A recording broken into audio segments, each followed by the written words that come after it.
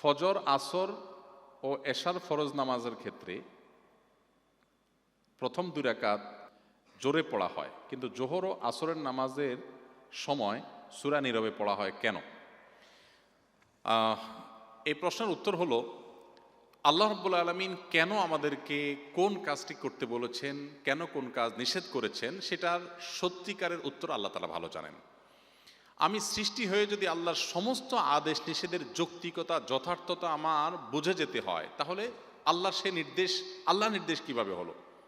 আল্লামা ইকবালের একটা কবিতার অংশ আছে, আমি একাধিকবার বিভিন্ন জায়গায় বলেছি, জু সমঝ মে আ গই ও ফের খুদা কেউ কর হুয়া।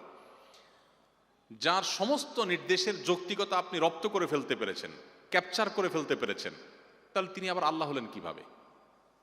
আল্লাহ তো সেই মহান সত্তা যে আপনি সৃষ্টি হয়ে আল্লাহর সব আদেশের রহস্য ধরতে পারেন নাই। এটাই তো আল্লাহ আল্লাহ হওয়ার প্রমাণ।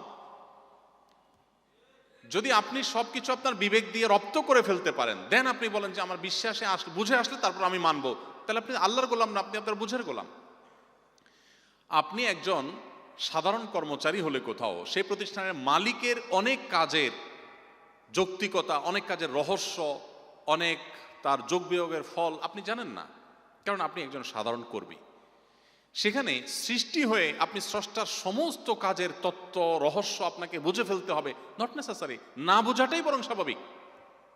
আজ আমাদের মধ্যে একটা ব্যাধি তৈরি হয়েছে যে আমরা অনেক তরুণরা আছি, মনে করি যে আমার লজিকে আসলে আমি মানবো, না হলে মানবো না। আমি বিষয়ে একাধিক উদাহরণ দিয়ে থাকি। ধরুন, আজ থেকে 100 বছর আগের কোনো একজন মানুষ এখন হাজির হয়েছে।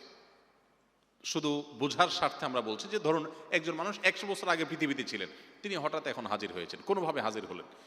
এই ব্যক্তিকে যদি বোঝানো হয় যে ওয়ালে থাকা একটা সুইচ টিপ দিলে ফ্যান ঘুরবে, লাইট জ্বলবে, বিদ্যুৎ আবিষ্কার হওয়ার আগের মানুষকে যদি এই কথা বলা হয়, তার কাছে এই কথা, এটা কি যৌক্তিক মনে হবে না অযৌক্তিক মনে হবে?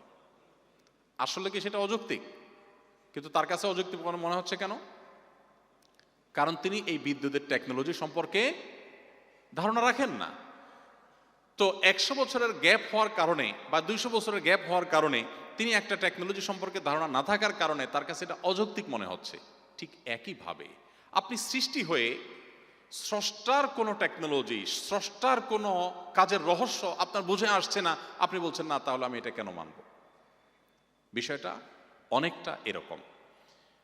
ধরুন, ঢাকা শহরের চারপাশে আমরা, বিশেষ করে পুরান ঢাকা এলাকাতে বিভিন্ন জায়গাতে আমরা দেখি যে প্রচুর পরিমাণ তারের জঞ্জাল ঝুলে আছে।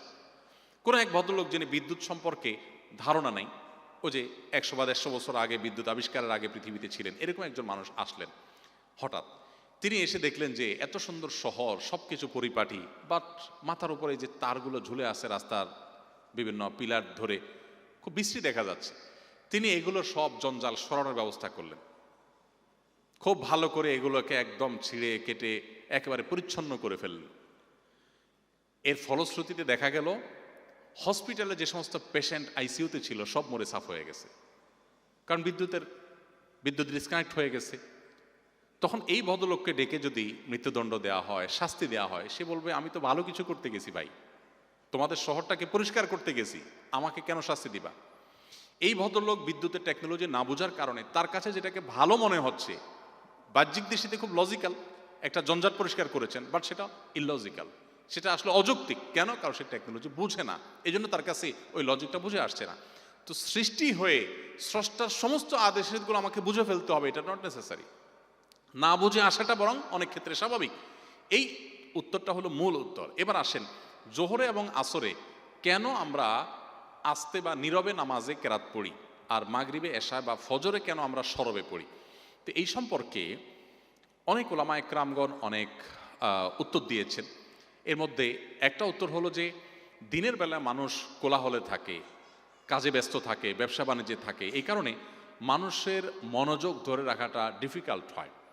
সেজন্য দিনের বেলায় মনে মনে সূরা কেরাত পড়ার নির্দেশ আল্লাহ তাআলা করেছেন, যাতে করে মানুষ তার মনোযোগকে ধরে রাখতে পারে।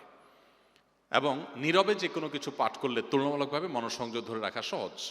আর রাতের বেলা যেহেতু কোলাহল মুক্ত পরিবেশ থাকে, কোলাহল মুক্ত পরিবেশে সে মন খুলে উচ্চ আওয়াজে বা সরবে যখন কোরআন কারীমের তেলাওয়াত করে, সূরা কেরাত পড়ে, নামাজ পড়ে, তখন সেটা তার জন্য তুলনামূলকভাবে সহজ হয়, পরিবেশটা তার জন্য অনুকূল থাকে দিনের পরিবেশের তুলনায়। কোলাহলের পরিবেশে মনে মনে যখন তিনি মুখে যখন নীরবে যখন তিনি সূরা কেরাত পাঠ করেন, তখন তার মনোযোগটা ধরে রাখাটা তুলনামূলকভাবে সহজ হয়।